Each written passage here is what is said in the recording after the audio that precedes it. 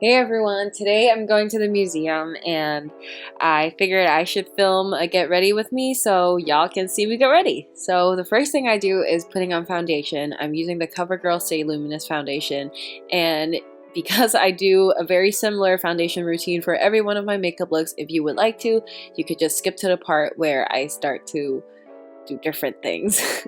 Next, I'm putting on concealer. I'm using the Glossier Stretch Concealer, and this is slowly replacing the Maybelline concealer that I love so much because it's so easily blendable.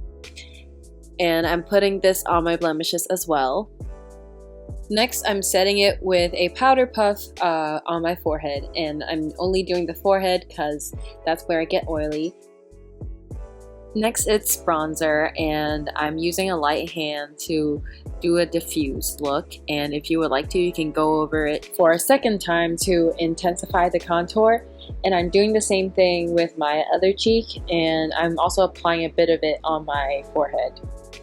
Next is blush, and I'm using a matte blush. I'm using a very light hand. I'm just dotting this on my cheeks, and I'm bringing it up a little bit to where my bronzer is on my forehead to lift the face a little. Then I'm just brushing through my brows before I put on any brow product.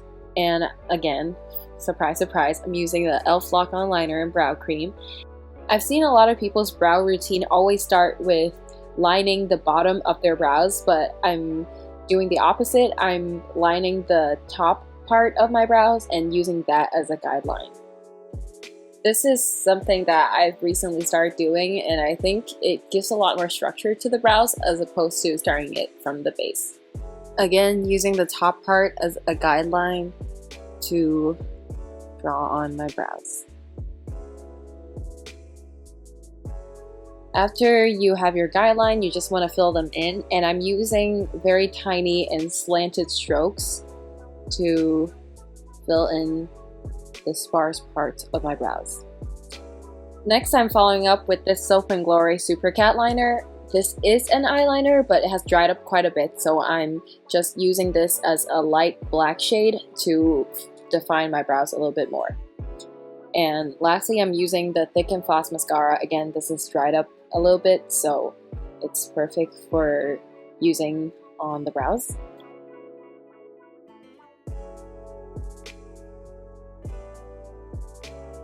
Then I'm using the Colourpop Super Shock Shadow in Crenshaw, which is a warm saddle brown matte eyeshadow, and I'm using this all over the lids. I really like one color eyeshadow looks. I'm blending this to the outer corners of my eyes and slowly fading it out a little bit, and I'm doing the same with the other eye. Next is eyeliner, and I'm really bad with keeping my eyeliner sharp.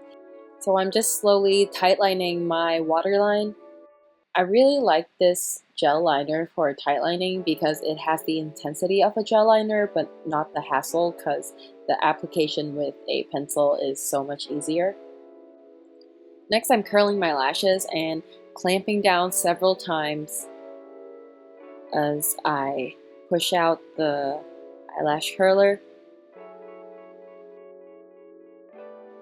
And I'm applying one coat of mascara on my lashes. Usually when I'm doing a bold lip, I just keep my eye makeup very minimal. And doing a light layer on my lower lashes as well. Lastly, I'm using the Etude House Q Eyes Maker, the shimmer side, to highlight the inner corners of my eyes. I think the sponge tip really deposits color really well. And I'm blending it in with my fingers. Next, I'm using the Ulta Matte Lip Cream, and I'm using the applicator and slowly brushing it on my lips from the inside out. And this is not a super matte lip cream, like it's not gonna dry up like Colourpop's Ultra Matte Liquid Lipstick, but if you give enough time for it to dry, it will end with a kind of a satin or semi-matte finish. You do have to layer this a little bit, and it does take a while to dry, but I think this is the perfect purple color for me. And now I'm just waiting for it to dry up. And that's your makeup done. And I'm gonna put on a leather jacket to match this halter top. The jacket is from Topshop. I'll list everything I'm wearing in the description box. I was thinking about ending the video here, but I got a knock on the door and I got my package from Glossier. And since I didn't wear a highlighter in this makeup look, I decided to try out their new Haloscope highlighter. I got it in the color Quartz and I reviewed this on my Snapchat if you're interested. And I'm just applying it how I apply my Pat McGrath highlight, just getting a little bit of product on my fingers and gently tapping it into my skin. And I think it's not bad for a highlighter. I really like it. If you're interested in getting it and this is your first product from Glossier, you can get 20% off if you use my link in the description box. And there you go. This is the finished look. Here's my ugly ass using the dog filter on Snapchat. Anyway, I hope you enjoyed this video and tell me if you like this type of get ready with me videos. I really enjoy making them. If there's any events that you have to get ready for, leave it in the description box. If you're on mobile, you can click the I for more videos, and I'll see you next time. Bye bye.